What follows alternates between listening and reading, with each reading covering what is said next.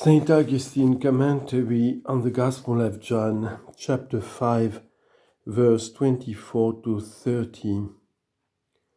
Upon the discourses delivered yesterday and the day before, follows the Gospel lesson of today, which we must endeavor to expound in due course, not indeed proportionably to its importance, but according to our ability, both because you take in not according to the bountifulness of the gushing fountain, but according to your moderate capacity.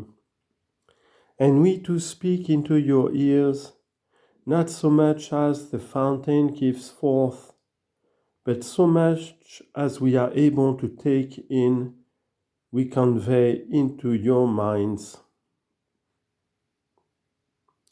The matter itself working more fruitfully in your hearts than we in your ears.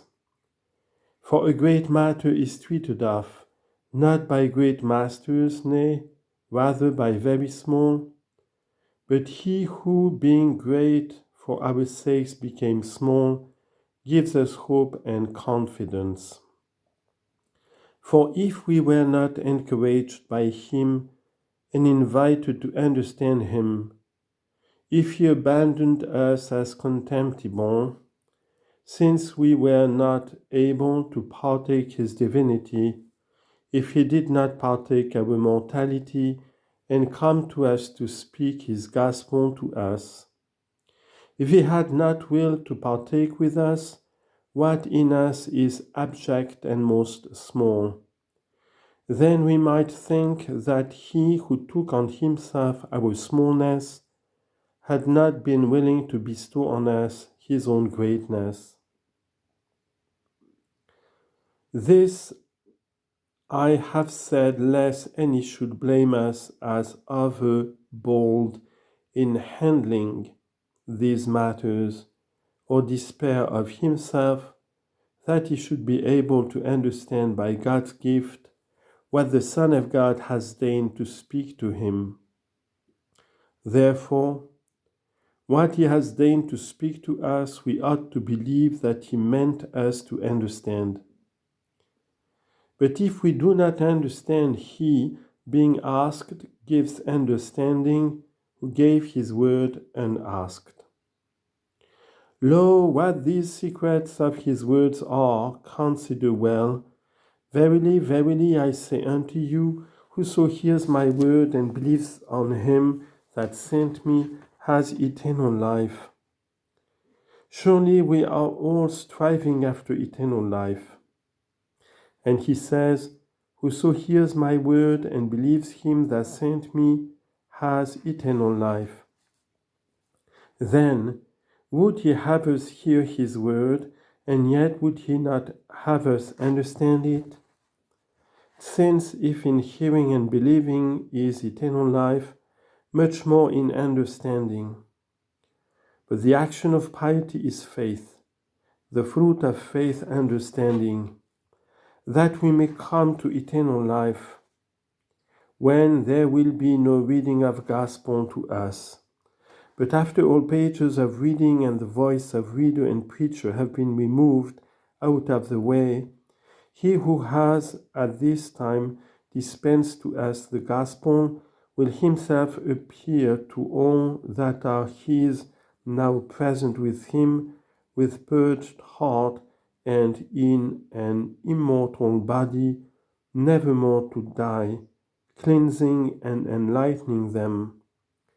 Now living and seeing how that in the beginning was the Word, and the Word was with God. Therefore, let us consider at this time who we are, and ponder whom we hear. Christ is God, and he is speaking with men. He would have them to apprehend him, let him make them capable. He would have them see him, let him open their eyes. It is not, however, without cause that he speaks to us, but because that is true which he promises to us. Whoso hears my word, says he, and believes him that sent me has eternal life, and shall not come into judgment, but is passed from death unto life. Where, when do we come from death to life, that we come not into judgment? In this life there is a passing from death to life. In this life which is not yet life, there is a passing hence from death unto life. What is that passing? Whoso hears my words, he said, and believes him that sent me. Observing these, you believe and pass. And does a man pass while standing? Evidently, for in body he stands, in mind he passes. Where was he, whence he should pass, and whither does he pass? He passes from death to life. Look at the man standing, in whom all that is here said may happen. He stands, he hears, perhaps he did not believe, by hearing he believes. A little before he did not believe, just now he believes. He has made a passage, as it were, from the region of unbelief to the region of faith, by motion of the heart, not of the body, by a motion into the better, because they who again abandon faith move into the worse. Behold, in this life which, just as I have said, is not yet life, there is a passing from death to life, so that there may not be a coming into judgment. But why did I say that it is not yet life? If this were life, the Lord would not have said to a certain man, "If you will come into life, keep the commandments." Matthew chapter 19, verse 17. For he says not to him, "If you will come into eternal life." He did not add eternal, but said only life. Therefore, this life is not to be named life, because it is not a true life. What is true life but that which is eternal life? Hear the apostle speaking to Timothy when he says, "Charge them that are rich in this world not to be high-minded, nor to trust in uncertain riches, but in the living God, who gives us all things richly to enjoy. Let them do good, be rich in good works, ready to distribute, to communicate." Why does he say this? Hear what follows.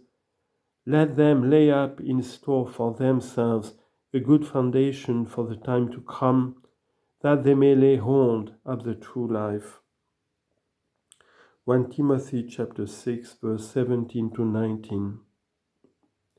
If they ought to lay up for themselves a good foundation for the time to come, in order to lay hold of the true life, surely this in which they were is a false life.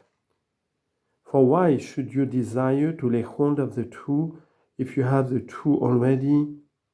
Is the true to be laid hold of? There must then be a departing from the false. And by what may must be the departing? Whither? Here, believe. And you make the passage from death into life, and come not into judgment. What is this, and you come not into judgment? And who will be better than the Apostle Paul, who says, "We must all appear before the judgment seat of Christ, that everyone may there receive what he has done in the body, whether it be good or evil."